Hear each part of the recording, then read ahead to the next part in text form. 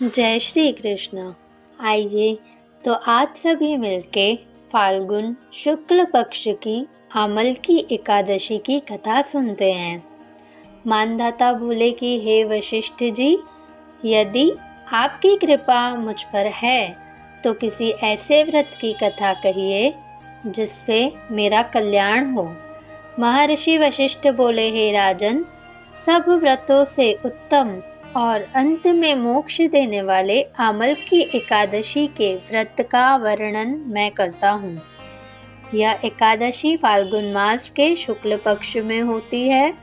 इस व्रत के करने से समस्त पाप नष्ट हो जाते हैं। इस व्रत का फल 1000 गौदान के फल के बराबर होता है। अब मैं आपसे एक पौराणिक कथा कहता हूँ, ध्यान पूर्वक सुनिए। एक वैदेश नाम का नगर था जिसमें ब्राह्मण, क्षत्रिय, वैश्य और शूद्र चारों वर्ण आनंद सहित रहते थे। उस नगर में सदैव वेद ध्वनि गूंजा करती थी तथा पापी, दुराचारी तथा नास्तिक उस नगर में कोई नहीं था। उस नगर में चैत्ररथ नामक का चंद्रवंशी राजा राज्य करता था। वह अत्यंत विद्वान तथा धर्मी था।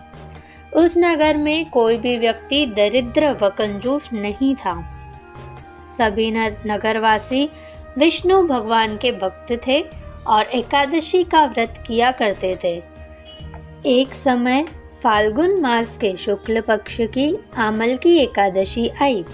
उस दिन राजा, प्रजा तथा बाल वृद्ध सबने हर्षपूर्वक व्रत किया।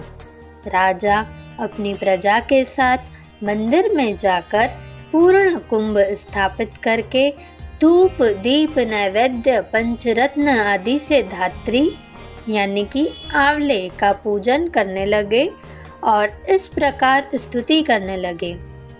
हे धात्री, तुम ब्रह्म स्वरूप हो।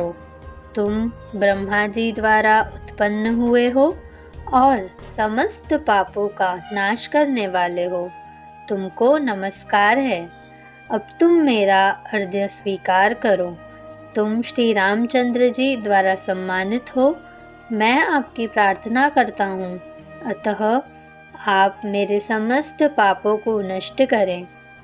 उस मंदिर में सबने रात्रि को जागरण किया तथा रात के समय वहाँ एक बहेलिया आया जो अत्यंत पापी और दुराचारी था।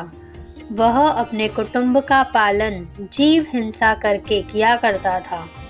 भूख तथा प्यास से अत्यंत व्याकुल हो वह बहेलिया इस जागरण को देखने के लिए मंदिर के एक कोने में बैठ गया और विष्णु भगवान तथा एकादशी महात्म्य की कथा सुनने लगा। इस प्रकार अन्य मनुष्यों की भांति उसने भी सारी रात जागकर बिता दी।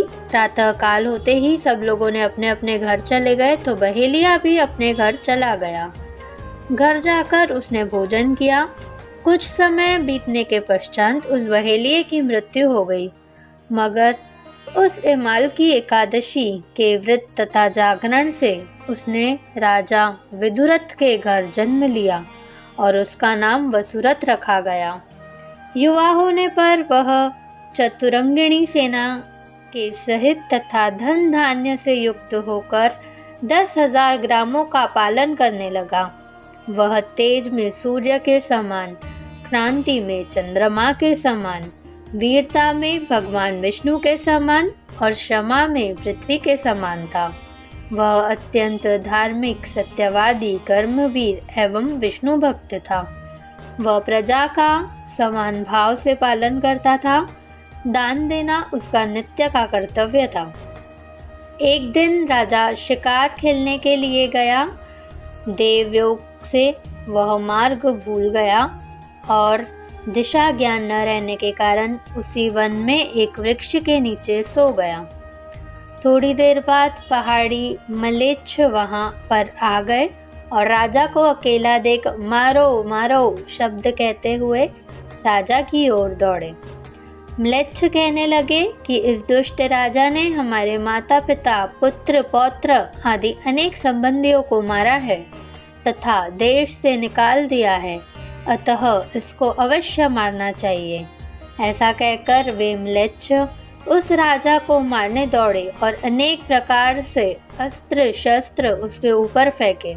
वे सब अस्त्र शस्त्र राजा के शरीर पर गिरते ही नष्ट हो जाते और उनका वार पुष्प के समान प्रतीत होता। अब उन म्लेच्छों के अस्त्र शस्त्र उल्टा उन्हीं पर प्रहार करने लगे, जिससे वे मूर्छित होकर गिरने लगे। उसी समय राजा के शरीर से एक दिव्य स्त्री उत्पन्न हुई। वह स्त्री अत्यंत सुंदर होते हुए भी उसकी भ्रुकुटी टेढ़ी थी। उसकी आंखों से लाल लाल अग्नि निकल रही थी, जिससे वह दूसरे काल के समान प्रतीत हो रही थी। वह स्त्री म्लेच्छों को मारने दौड़ी और थोड़ी देर में उसने सब म्लेच्छों को काल के घात पहुंचा दिया। जब राजा सोकर उठा तो उसने म्लेच्छों को मरा हुआ देखकर कहा कि इन शत्रुओं को किसने मारा है? इस वन में मेरा कौन हितैषी रहता है? ऐसा विचार कर ही रहा था कि आकाशवाणी हुई, हे राजा, इस संसार में भगवान विष्णु के अतिरिक्त कौन तेरी सहायता कर सकता है? इस आकाशवाणी को सुनकर राजा अपने राज्य में आ गया और सुखपूर्वक राज्य करने लगा। महर्षि वशिष्ठ बोले कि हे राजन, यह आमल की एकादशी के व्रत का प्रभाव था। जो मनुष्य इस आमल की एकादशी का व्रत करते हैं वे प्रत्येक कार्य में सफल होते हैं और अंत में विष्णु लोक को जाते हैं। जय श्री कृष्ण।